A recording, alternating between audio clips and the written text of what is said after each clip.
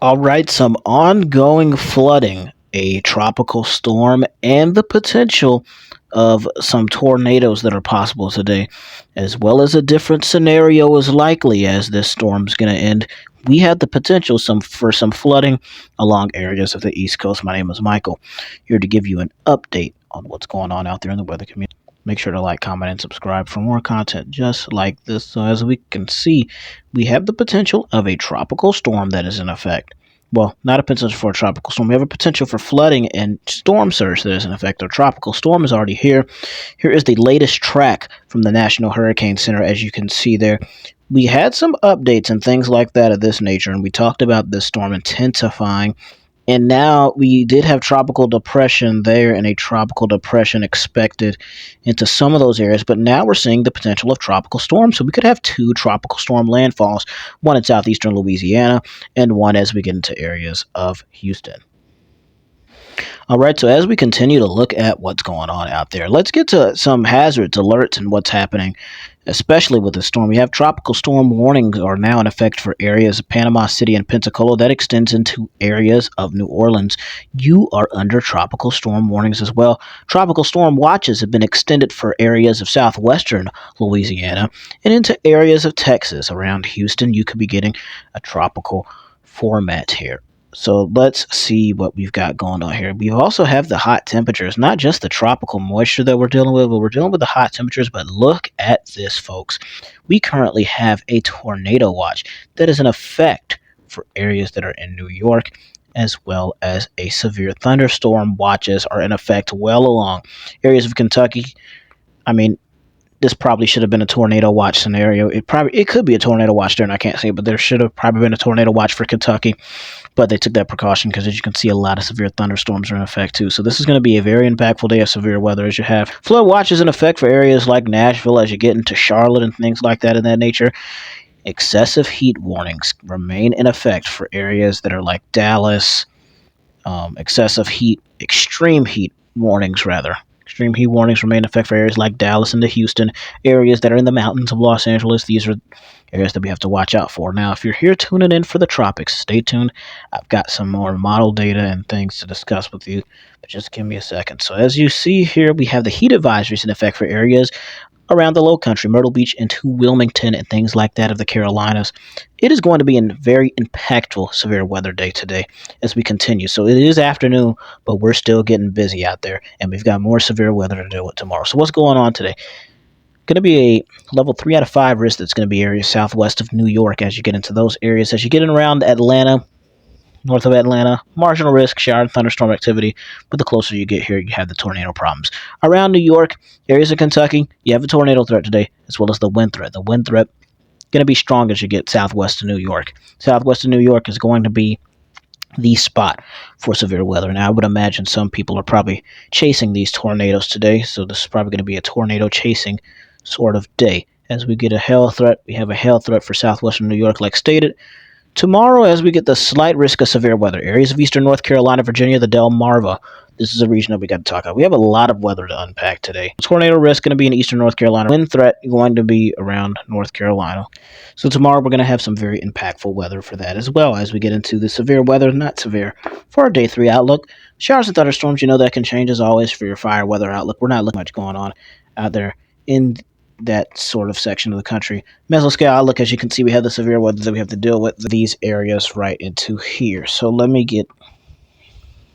let's get into that tropical. So that's tropical weather outlook. Storm prediction center going to be having some flooding that's happening today.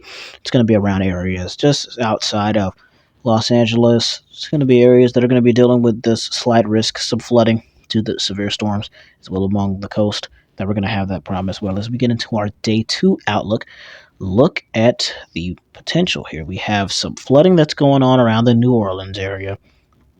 But look at that. Eastern North Carolina into the Delmarva. Going to be having some problems there. Into day 3, Eastern North Carolina once again going down to areas like Columbia, Charlotte, Augusta, Atlanta. You're in the slight risk. And as well as you have that tropical moisture. And I think, honestly, as we get into Thursday, this is what I was talking about how we have that potential of a new flood threat. This storm is probably going to fuel that flood threat that you see right here for your Thursday. So that's something we got to watch out for. So what is going on out there on the satellite? Satellite view, as you can see, we have a monstrous sort of storm that's going on here just south of New Orleans, southeast of New Orleans. And look at that going on there around the. Alright, so what we have going on here is we have a lot of shower and thunderstorm activity. As you can see, our center of circulation sitting right over there around Mississippi and Alabama, and just all of this shower and thunderstorm activity. We're getting some bands that are wrapping around, but look at all of this cloud cover. That's what we were struggling with at the beginning of the storm system to get that tropical storm system name. As the millibars were trying to drop there, we were struggling to get that name. But finally, we have some wraparound rotation, so that storm formed last night. And now we're just looking at the potential impacts, areas of New Orleans and into the area of Texas. National Hurricane Center track, as you can see here, we have the area of still being a tropical storm. As it gets to areas of New Orleans, you're going to be sitting there at max wind of 52 miles per hour. That's what weather front is showing us here, 46 miles per hour as it weakens a little bit, and then into Texas, 40 miles per hour. So it's weakening the landfall situation. Let's explain what's going on here. So we have areas of wind shear, wind, things of that nature. That's stuff we got to watch out for. We have the potential of things on so many different areas and aspects. So I talked about that potential of tropical development, well, hurricane status. Here we have the winds from the National Hurricane Center here at 52 miles per hour. Now I think to get a hurricane, I think we need 70 something miles per hour. It doesn't look like that's possible unless we have, it's not a 0% chance. That's why I want to keep you in. Saw the intensity of this storm, it gained intensity, and that's what I kind of expected. In this area right here, we have to have some sort of rapid intensification, some intensifying. And honestly, if it took that southern track, because to be honest with you, the way this storm is going, it is being impacted on land. Not on land for enough. We've seen these storms, they go on top of islands and they don't do that much damage from my knowledge. So if it even went down here like that, any land, this is not going to do much. The way the track is, if it goes in the center or the northern part of this track, it's going to sort of die down. But if it goes in the southern part of this track, that's where we have concerns. I'm not saying we're going to have a hurricane form, something we got to watch out for. Now, I've explained this already, might as well explain it again for anybody who's new here. We have areas of a high pressure here and a high pressure there. This high pressure over here at this point is weakened, and we have this high pressure bringing that storm into that direction like that.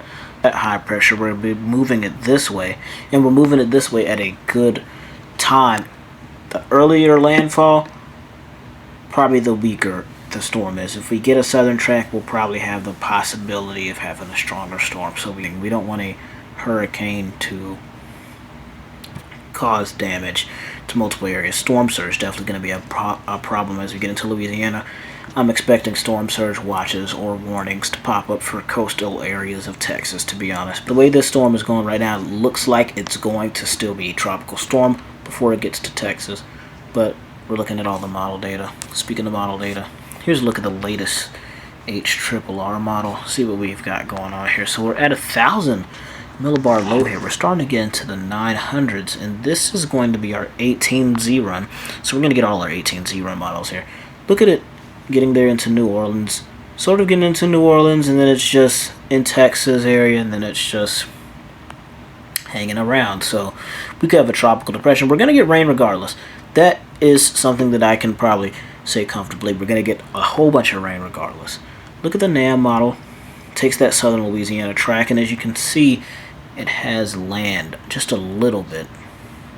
And these are just my thoughts of the possibilities. I'm giving you the possibilities of what can happen. You know, as you see that low, the GFS just runs that low into New Orleans and then into, it seems like we're having the low last a little bit. That's not the GFS, it's the Euro. And it seems like we're having these models last a little bit as we get into Texas. So Texas seems to get a little bit of it too. The GFS, I don't know if I showed you the GFS, but GFS taking this in here in New Orleans, it's confident that GFS takes southern route into Texas actually. So that's a possibility. Make sure you like, comment, and subscribe. For more content just like this, make sure to like, comment, and subscribe. Share this video with a person you may know, and I'll see you out there in the weather community. Stay safe. Have a great day.